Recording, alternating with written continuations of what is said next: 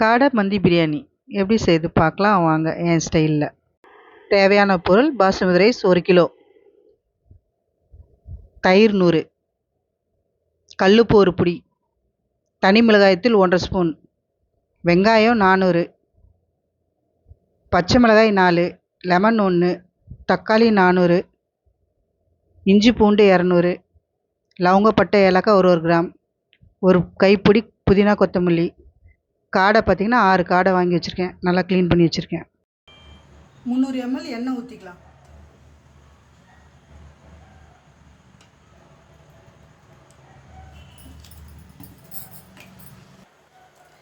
எண்ணெய் சூடாயிடுச்சு, லவங்கப்பட்டை ஏலக்காய் சேர்த்துக்கிறேன்,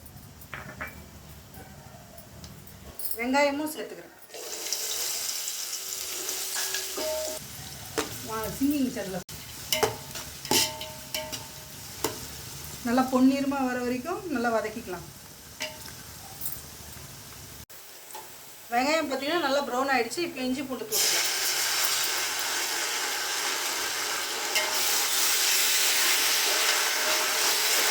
இஞ்சி பூண்டு போட்டதும் மிளகுத்தூளும் இப்படியே சேர்த்துக்கலாம்.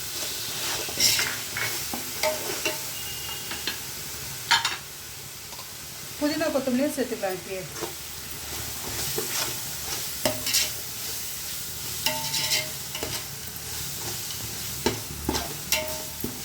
அடி பிடிக்காத மாதிரி நல்லா கலந்து விட்டுக்கணும். இஞ்சி பூண்டு வாசனை போகிற வரைக்கும் நல்லா வதக்கிக்கணும். மிளகாத்தூள் இந்த ஸ்டேஜில் ஏன் சேர்க்கிறோன்னா நம்ம கலர் கொடுக்கணும் பிரியாணி நல்லா. நம்ம அந்த கலர் பவுடர்லாம் போட தேவையில்லை. கலர் பவுடர் போடாமே நல்ல கலராக இருக்கும் பிரியாணி. இஞ்சி பூண்டு நல்லா வதக்கியாச்சு. இஞ்சி பூண்டு வாசனைலாம் நல்லா போயிடுச்சு. இப்போ நம்ம தக்காளி, பச்சை மிளகாய் சேர்த்துக்கலாம். நல்லா கிளறிங்க. அடி பிடிக்கும், அடி பிடிக்காத மாதிரி நல்லா கொஞ்சம் கிளறி விட்டுங்க. இதுக்கு பார்த்தீங்கன்னா 1 கைப்பிடி உப்பு போடுங்க. 1 கிலோவுக்கு கரெக்டாக இருக்கும். தயிர் சேர்த்துக்கலாம்.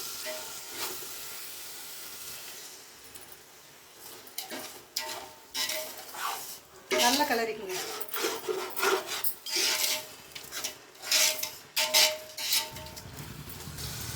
இப்போ காடை பார்த்தீங்கன்னா முழு காடை க்ளீன் பண்ணி வச்சுருக்கேன். இப்போ நம்ம சேர்த்துக்கலாம்.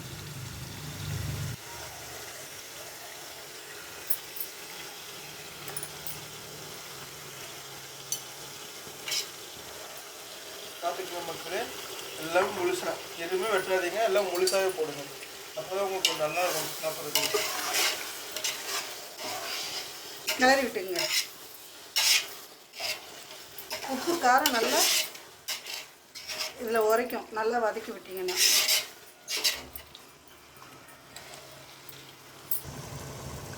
பார்த்தீங்கன்னா 1 கிளாஸ் தண்ணி ஊற்றி வேக வச்சுக்கலாம். கொஞ்சம் வேகட்டும்.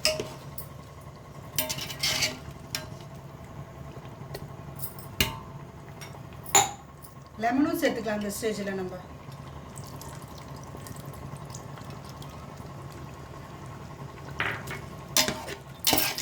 லெமன் சேர்த்து கிளறி விட்டுலாம். கிளறி விட்டு ஒரு 10 நிமிஷம் கொதிக்கட்டும்.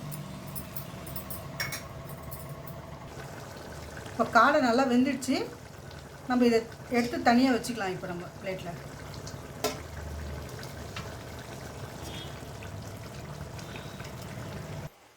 இப்போ பார்த்தீங்கன்னா இந்த காடெல்லாம் எடுத்து வச்சுட்டோமா, இதை எதுக்கு நம்ம எடுத்து வச்சோன்னு பார்த்தீங்கன்னா, காடையோட ஃப்ளேவர் நம்ம ஆல்ரெடி பிரியாணி செஞ்சிச்சு நம்ம இந்த கிரேவியில் நல்ல ஃப்ளேவர் இறங்கிறதுக்காக தான்.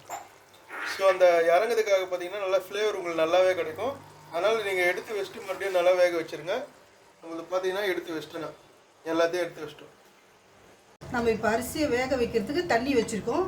லெமன் பிழிஞ்சோம் இல்லைங்களா, அது வேஸ்ட் பண்ணாதீங்க. இந்த மாதிரி தண்ணியில் போட்டு கொதிக்க வைங்க, நல்லா ஃப்ளேவர் கொடுக்கும் சாப்பாடுக்கு. இந்த தண்ணிலையும் கொஞ்சம் நம்ம உப்பு சேர்த்துக்கலாம். சாப்பாடுக்கு உப்பு ஏறணும். அதனால் அரிசி பார்த்திங்கன்னா நம்ம சமைக்கிறதுக்கு முன்னாடி ஊற வச்சு வச்சுருக்கோம். இப்போ நம்ம இதை சேர்த்துக்கலாம்.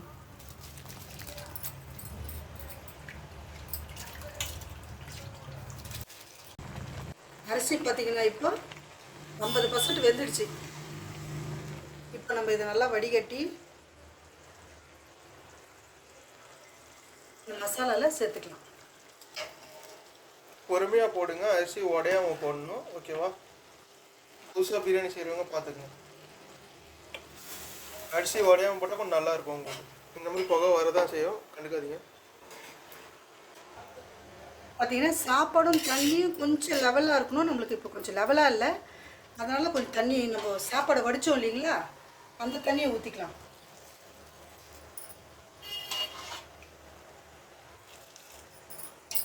தண்ணியை ஊற்றி இந்த மாதிரி கிளறி விட்டுங்க ஒரு வாட்டி. இந்த மாதிரி கிளறினீங்கன்னா தான் மேலே பார்க்கறதுக்கு நல்லா கலராக இருக்கும் சாப்பாடு. கிளறும் போது பார்த்தீங்கன்னா நம்ம பார்த்து மெதுவாக கிளறுங்க. ரொம்ப நம்ம இப்படி கிளறணும்னா சாப்பாடு உடஞ்சிடும். அதனால் இந்த மாதிரி கிளறிக்குங்க மெதுவாக. இப்படி ஒரு 2 வாட்டி பண்ணிக்கோங்க லேஸ், அவ்வளோதான். இப்போ நம்ம தம் போட்டுடலாம். தம் போட்டு வடித்து வச்சுருக்கோம் இல்லைங்களா தண்ணி, இதை நம்ம அடுப்பு மேலே வச்சிடலாம். பாத்திரத்து மேலே ஸோ இந்த மாதிரி வச்சுருங்க, கொஞ்சம் வெயிட் நல்லா இருக்கிற மாதிரி. அப்படி உங்களுக்கு இந்த விறகு இறைச்ச கட்டை ஏதாவது நல்லா கிடச்சிருந்தா அதை கூட மேலே போட்டுக்கலாம். தம்முக்கு வெயிட் நல்லாயிருக்கும், ஹீட்டும் நல்லாயிருக்கும் உங்களுக்கு. வேணா போட்டுக்குங்க. தம் போட்டதும் இந்த மாதிரி உங்களுக்கு ஃபுல் ஃப்ளேம்லேயே வச்சுருங்க. இது மாதிரி ஆவி வரும். இந்த மாதிரி ஆவி வரும்போது ஸ்லோவில் வச்சுருங்க, ரொம்ப ஸ்லோவில் வச்சுருங்க. ஸ்லோவில் வச்சு 15 நிமிஷம் தம்மில் விட்டுருங்க. நம்ம காடியை வேக வச்சு எடுத்து வச்சுருக்கோம் இல்லைங்களா தனியாக, இப்போ அதை நம்ம வறுத்து பிரியாணியில் சேர்க்க போகிறோம். அது தேவையான பொருள் பார்த்திங்கன்னா உப்பு, கரம் மசாலா, ஜீரகத்தூள், தனி மிளகாய்த்தூள், தயிர், இதெல்லாம் நம்ம சேர்த்து எல்லாத்தையும் நம்ம சேர்த்துக்கலாம்.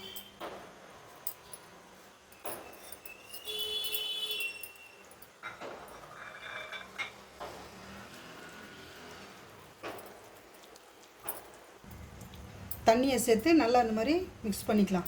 மசாலாவை நல்லா மிக்ஸ் பண்ணியாச்சு. இப்போ நம்ம நல்லா மிக்ஸ் பண்ணிட்டோம். இப்போ காடைக்கு மசாலாவை நம்ம போட்டுக்கலாம் வறுக்கிறதுக்கு.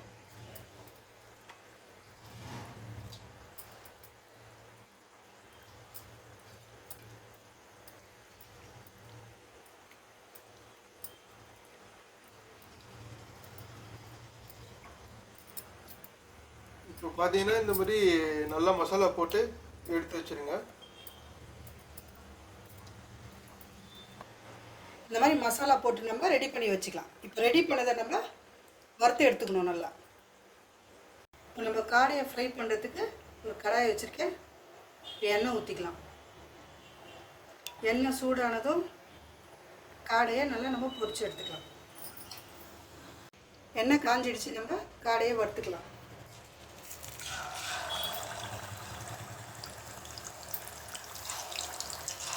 இதை நம்ம நல்லா ஃப்ரை பண்ணி எடுத்துக்கலாம். இதை 15 நிமிஷம் டம் ஆகிடுச்சு. இப்போ எப்படி இருக்குன்னு பார்க்கலாம் வாங்க.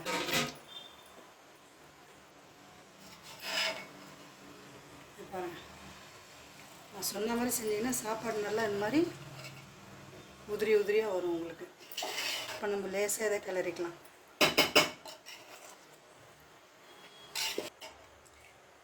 நான் சொன்னேன் இல்லைங்களா, நம்ம கலர் பவுடர் சேர்க்கல, ஆனால் சாப்பாடு பாருங்கள் நல்லா கலராக இருக்குது. சரியாச்சு. நம்ம பொரிச்சு வச்சுருக்கோம் இல்லைங்களா, அதை நம்ம சாப்பாடில் சேர்த்துக்கலாம். அந்த மாதிரி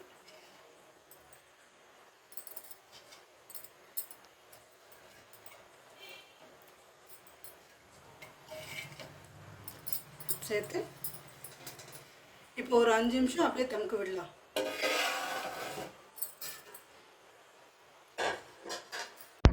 சுவையான காடை மந்தி பிரியாணி ரெடி ஆகிடுச்சு.